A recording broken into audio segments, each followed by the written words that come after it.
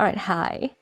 Hi there. I want to build a bit of a model on how to estimate marketing with like the very core fundamental building blocks, which is weirdly a lot harder than it sounds. All right, marketing. What the heck is marketing? In fact, let's put a big thing here. Marketing? Question marks. What is marketing, guys? And here's what we're trying to figure out. Marketing is a couple of things. In fact, I think 3. Or at least we're going to try to boil it down to 3. People like 3s. These are nice. All right, thing number 1. Marketing is discovery. So that means, how do people find you, right? Like, are people even finding you? Are people finding you? Are the right people finding you? You know, that fits in here too. What does discovery mean? Like, who do you want to find you? Is ICP, right?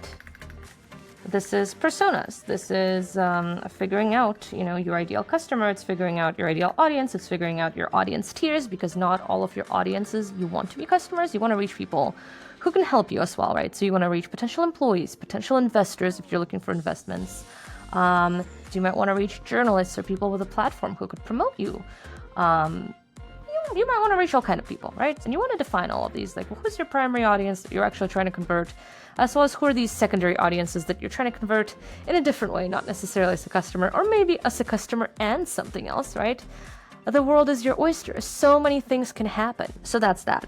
That's part 1.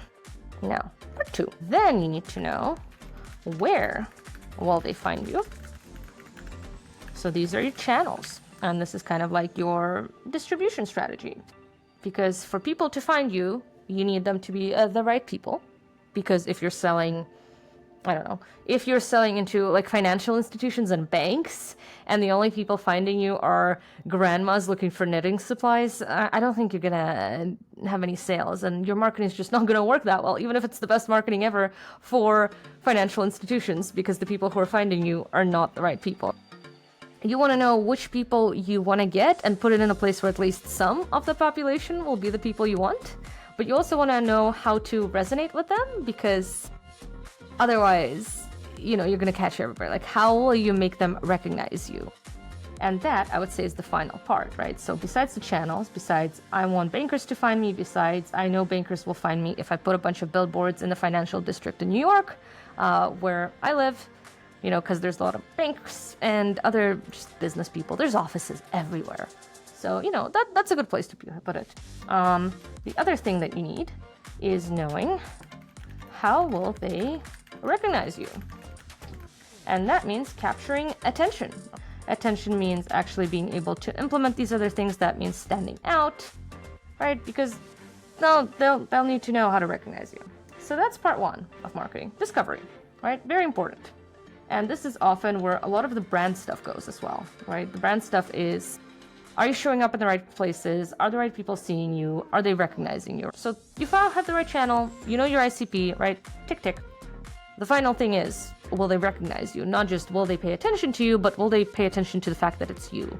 Because if I put an ad up that's just like a big red rectangle, right? It might be my brand color, and I might think it's like really cool and artsy, and I love abstract art. I'm not a hater of it, but most people will not know that this is a Kalyna color, because Kalyna just doesn't have enough brand salience for that. Like, people haven't seen it enough. We're kind of going back to the same principles of like, the thing itself that people are going to see about your brand should tell them enough about where to find you, and that would be the name, that would be the logo, that would be the way to remember how to spell your brand, or maybe if you have a really unique tagline, or the name of your product is really unique, right? That might work. That might be enough. The second part is often what people call demand conversion. You know, whatever. Let's call it demand. Now that they know where to find you, and now that they're trying to find you, you got their attention. What are you going to do with this? So this is like, how will you convince them? How will you keep their interest? Let's put it that way. Let's think of this in terms of a dating analogy, right? This is not a very space-efficient shape. Think of it in terms of a dating analogy, right? You might get somebody's attention at a bar or something. They're talking to you. Now what do? What do you say? Because you might maintain their, you know, attention during that interaction, but if you're trying to like find somebody for the long haul to date, you want to get their number, right? You wanna make them want to spend time with you again, and you can't force it, right? Some aspect of this really is natural. It's vibes.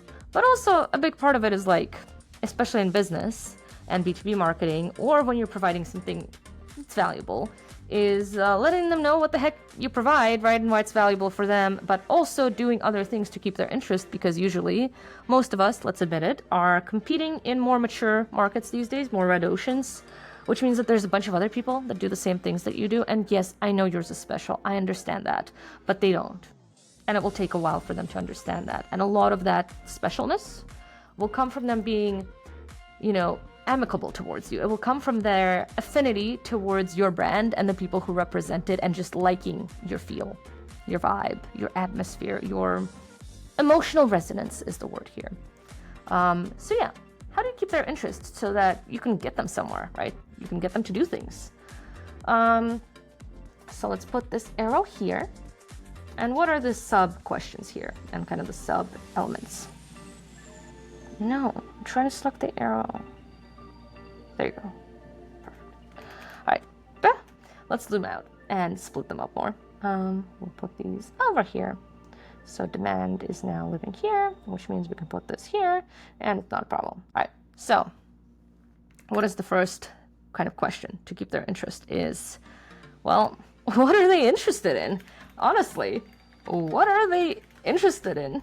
So this is, personalization is what a lot of people would call that, but I'd say it goes deeper than that. This is like resonance and relevance. So this is, what do they give a crap about?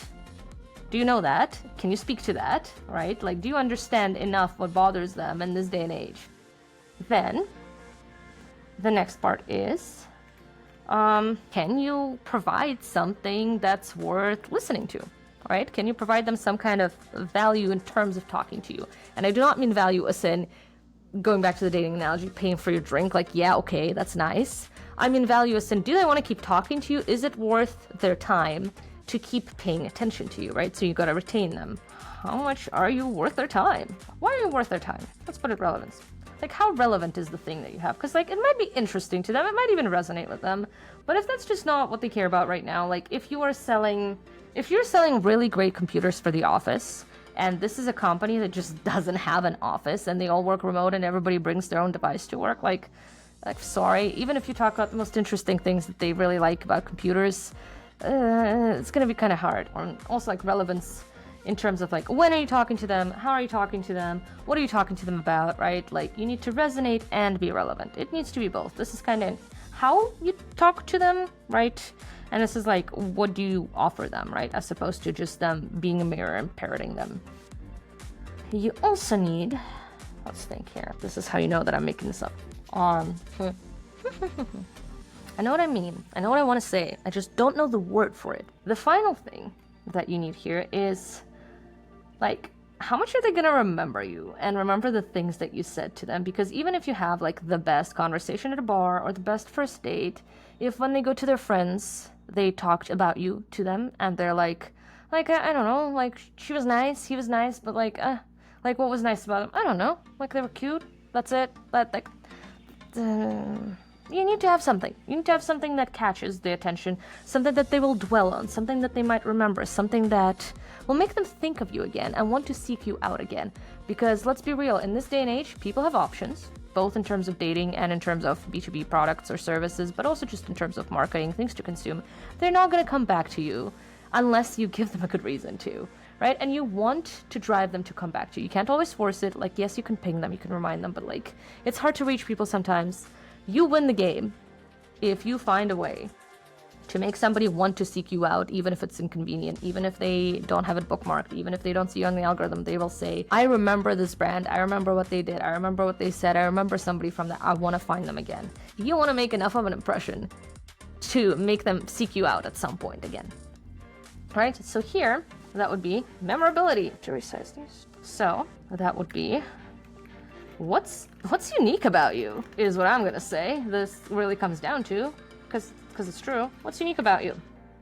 Like, why should they remember you? What will they remember about you, right? And that can come down to a lot of things. That can be you created a really cool resource. That can be you had a really unique branding campaign and promo campaign, or your website design was just so wild that they remember. Your solution could be really unique.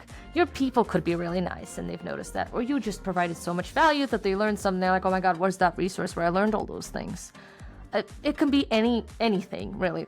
All right, so we got our 2 parts. Now, how do I make conversion?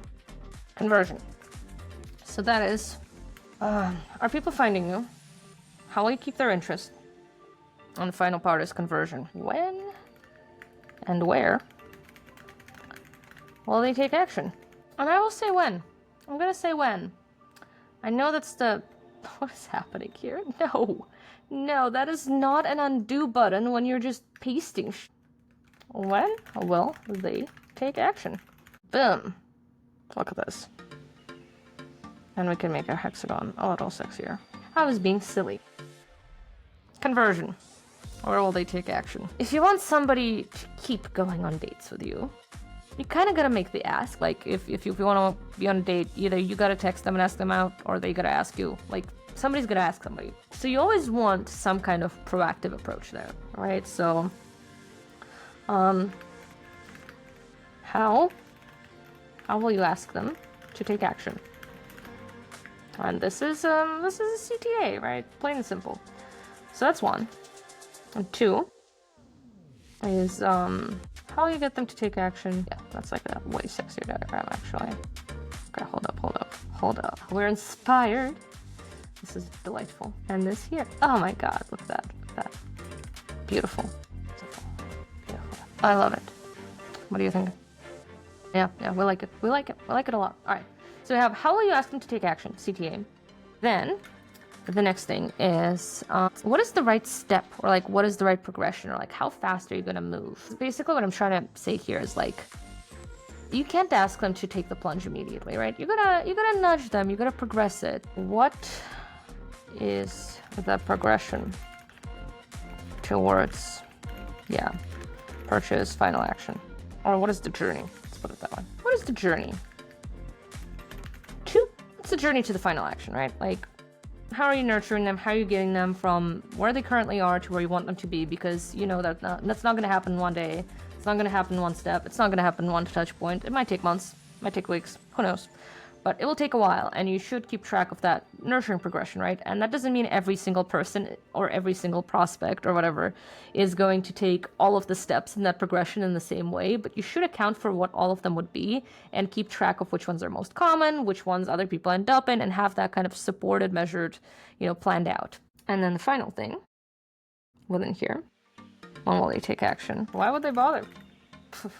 I know that seems kind of like, this is like, why should they pay attention to you? This one, on the other hand, is like, what's the value, right? Like, what's the value? Like, what are you getting out of it? And there we go. I think we got it. I think we got our diagram. Oh my God, look at this. Boom. Look at this. Look at this beautiful thing. So, that's what we got. Like, what does marketing have to do? And any marketing program, whatever you're looking at, whatever you're doing, right? Like what all of your initiatives are, where all of your spend is going. If you're leading a marketing program, you should kind of look at all of these things and make sure they're all in place. There's of course other things. I can break this up into a bazillion other things. But these are kind of the fundamentals, right? Are people finding you? Because the thing is, if nobody's finding you, or if the right people aren't finding you, like if this is broken, then this is never going to work, all right? You're not going to keep their interest if you don't already have it. They will not take action if you don't have their interest and you haven't maintained it. If there's no demand, if there's no discovery, conversion doesn't happen, right? It breaks down. If there's no discovery, then demand doesn't happen. There is a sequence here. If this is broken, these aren't going to work. But also, it breaks in every way, right? If you have, let's say you have just discovery and conversion, what happens then? And when that happens is what you're doing is you're only converting, really, a very small pool of people who are ready and who are already sold on you and didn't need that much selling to begin with. And often the selling process is much harder and the conversion job is much harder because then you're competing against everybody else. Every other brand out there that does a similar thing, it's a Wild West. It's a battle royale, right? To the end, to the winner. But if you've nurtured them and kept their interest while the others didn't enough, right?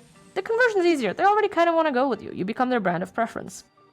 So, and also the pool that you have access to here, even if a bunch of people are discovering you, but you're not nurturing the ones that are not ready on the spot to go right now, you're just never going to get them to convert. Like, you're just going to lose them. It's a leaky funnel. So that's what happens then. If you have just demand and conversion, right, nobody's finding you, there's just not going to be enough people here. If you have just discovery and demand, which I often see with my fellow content people, who I love, but we have this flaw because we're often not very good over here, is we have people finding us, we have people interested in what we have to say, they might know about our brand, they might share things, but nobody buys, and often it's like other people who are just interested in learning, and like we don't get money, and then you can't keep making your great content or whatever it was that you were making, your great PR, you just can't sustain it because people aren't buying. So you need all three. There's our little diagram. I'll probably pretty this up, but I hope you enjoyed the explanation. I don't know. I'll post this. I've been talking for 30 minutes.